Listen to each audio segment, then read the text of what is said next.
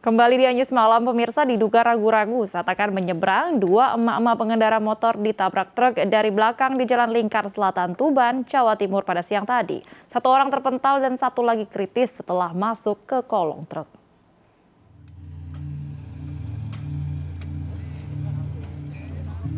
Tasri, wanita Parubaya warga Kecamatan Palang, Tuban, Jawa Timur, masuk ke kolong truk bersama sepeda motornya. Evakuasi Tasri dari kolong truk sempat mengalami kesulitan karena posisinya terjepit as roda. Korban berhasil dievakuasi 15 menit kemudian setelah unit Laka Lantas Polres Tuban tiba di lokasi kejadian. Sementara Kundari yang dibonceng Tasri luka-luka karena terpental ke pinggir jalan. Arah barat, kendaraan truk melaju dengan kencang. Tidak memperhatikan di arah depan ada pengendara sepeda motor, dua perempuan berboncengan. Dan truk ini tanpa konsentrasi yang penuh menabrak dari belakang. Akibatnya dua pengemudi sepeda motor terdorong ke depan sampai 20 meter. Sopir truk Nuril Huda mengaku tak bisa menghindari tabrakan karena sedang melaju kencang di jalanan menurun. Sementara sepeda motor korban berhenti di tengah jalan, terlihat ragu saat akan membelok. Terus korbannya? Korbannya sama dari arah barat. Terus cuma posisi berhenti, kayak mau belok apa enggak itu, mungkin dia ragu. Terus aku mau ngerem gak ngatasi. Sampai tabrak dari belakang berarti? Iya. Guna kepentingan penyelidikan, sepeda motor dan truk yang terlibat kecelakaan beserta sopir truk diamankan ke Mapores Tuban. Dari Tuban, Jawa Timur, Pipit Wibawanto, Anyus melaporkan.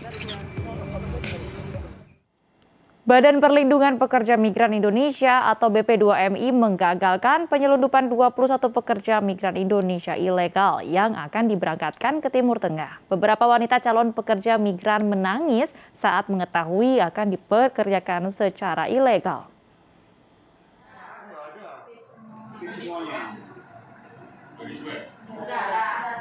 21 wanita calon pekerja migran ilegal dievakuasi Badan Perlindungan Pekerja Migran Indonesia (BP2MI) dari penampungan di kawasan Condet ke rumah perlindungan BP2MI di Ciracas, Jakarta Timur. Beberapa wanita calon pekerja migran menangis saat mengetahui akan dipekerjakan secara ilegal. Jika tidak dievakuasi BP2MI, rencananya mereka sudah berangkat ke Timur Tengah pada Minggu malam ini.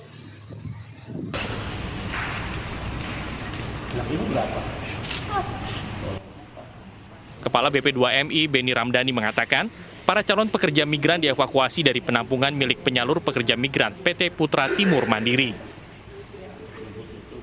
Jelas, upaya memberangkatkan ke Timur Tengah sebagai pekerja rumah tangga adalah upaya penempatan ilegal. Sehingga jika PT Putra Timur Mandiri terlibat, kita langsung, sekalipun proses hukum masih berjalan, tanpa harus menunggu putusan hukum, kita akan langsung mengajukan rekomendasi kepada Naker untuk dilakukan penutupan atau pencabutan. BP2MI meminta masyarakat waspada akan perekrutan pekerja migran secara ilegal dengan iming-iming gaji besar di luar negeri. BP2MI terus berkoordinasi dengan kepolisian untuk mengungkap sindikat penyalur pekerja migran ilegal. Dari Jakarta, Rio Manik, iNews melapor. Pemirsa, santri Rumah Tahfidz Al-Quran dan warga di Jalan Nibung, Kota Binjai mengeluhkan pagar beton yang menghalangi akses jalan mereka. Warga berharap pemerintah Kota Binjai bisa menyelesaikan kisruh warga dengan ahli waris yang membangun pagar beton tersebut.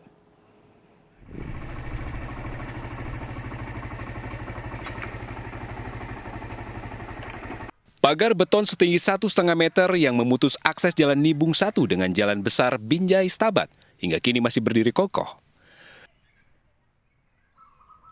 Menurut warga, pagar ini seharusnya tidak ada karena jalan yang ditutup merupakan jalan umum. Namun jalan yang sudah diaspal ini diklaim pihak ahli waris sebagai jalan pribadi. Untuk mengakses pesantren, para santri dan warga terpaksa menggunakan tangga yang dibuat sendiri.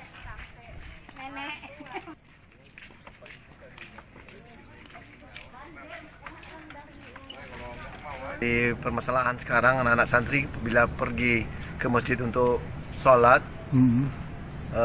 mendapatkan kesulitan, jalannya terhalang oleh beton ini. Warga sudah meminta kelurahan setempat untuk menjebol pagar pembatas, namun belum direalisasikan.